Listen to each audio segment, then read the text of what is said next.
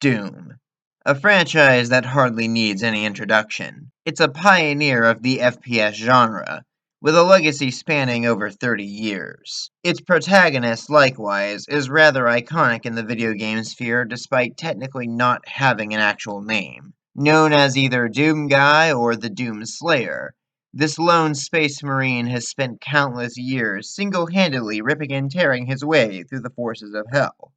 He's been called many things: a badass, unstoppable, the peak of masculinity. Even in universe, he boasts epithets like the dominant life form. Let's be honest here. Doom at its core is an adrenaline-fueled male power fantasy. Doomslayer is a character made to be a hyper-masculine killing machine that makes even the devil quiver in fear. The idea of fighting off the hordes of the underworld with nothing but a bunch of guns and unyielding rage is enough to just about make any guy get hyped beyond measure. And the fact that said rage comes primarily from the death of the dude's pet bunny is just the icing on the cake. But the Bethesda Doom games go out of their way to present this all from another angle. Now, the lore of these games gets kind of increasingly more complicated the further you go, and we're not going to get into the nitty-gritty details in this video. There are other YouTubers out there who've done a better job than I probably could in that regard, so if you're looking for a total recap of the Doom timeline, best to look elsewhere. I'm going to run over the essential plot beats as they are relevant to my actual point, but the more abstract stuff like the origins of the Father and the Dark Lord will not be covered in this video. We're here to dissect the character of Doom Guy specifically, and why beneath all the heavy metal and carnage, the story of Doom is actually something of a tragedy. The man who would come to be known as the Doom Slayer was once an ordinary human soldier, whose name we never actually learn.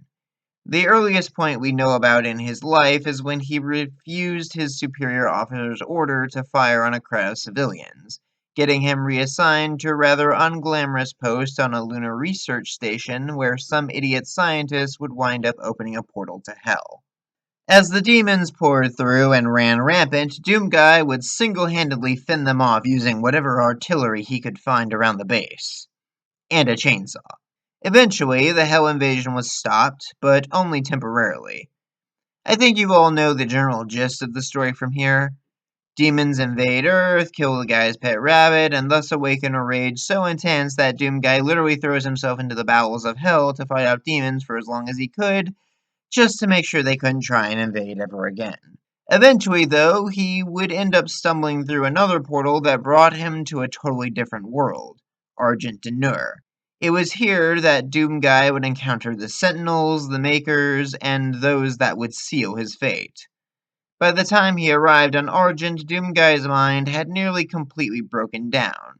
He could barely form coherent sentences unless they related to slaughtering demons. Somehow, despite being human, Doom Guy managed to hold his own for quite a while. The Makers, these kinda sorta angels but not really, saw an opportunity to use the stranger for their own ends. So long story short, Doom Guy gets initiated into an order of alien knights, given a bunch of crazy weapons and armor, and eventually even gets turned into basically a demigod. That last one not only bolsters his already insane strength and stamina to new heights, but it functionally makes him immortal, at least as far as lifespan is concerned. This is all part of an increasingly convoluted scheme by various parties that ultimately culminates in a multi-dimensional chess game between not God and not Satan to determine the fate of the universe. A chess game in which the Slayer is a special piece that can move wherever he wants on the board and pummel all the other pieces into a bloody paste. As impressive as that sounds, it is important to note that ultimately the Slayer is just another piece on the board. Not long after being given his demigod powers, the guy is effectively mind-controlled and given a hyper-potent shock collar to keep him in line, deployed by the Makers to turn the tides of battle only when they deem fit. The rest of the time, he's kept in a cell aboard a big spaceship. While the Slayer is ultimately able to break free, it's clear that the Makers view and treat him as little more than a weapon to be wielded against their enemies. The Sentinels show a fair degree more respect for the Slayer, viewing him as one of their own. To them, the Slayer is a comrade in arms, a hero who helped to save their world time and again. Whenever there's an incursion into hell itself, it's always the Slayer they send to lead the charge. Then the Sentinel priests betray their homeland and trap the Slayer in the underworld. There, he fights for literal centuries, slaughtering even the mightiest of Hell's beasts before finally being tricked and imprisoned in a magical coffin. Even so, the Slayer is so feared throughout the underworld by this point that he's basically a ghost story to demons.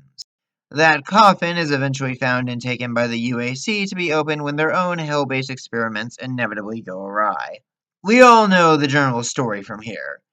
Doom 2016 happens, the Slayer rips and tears his way through the Mars facility, and also a bit of hell again, only to be teleported off to who knows where at the end. He does eventually get a cool space station somehow, and fights against the demonic hordes taking over Earth. But that eventually escalates to being used by the Seraphim, and to an extent both the Father and the Dark Lord for their own ends. Of course, the Slayer does eventually break free to an extent, making it so that the Father can no longer physically manifest and outright kills the Dark Lord. However, the consequence of this is that the Slayer himself basically enters a death-like sleep as a result of some convoluted link between him and Davoth, aka the Dark Lord. The details aren't really important though. The point of all of this is that the Slayer, or Doom Guy, or whatever you want to call him, has gone through a lot.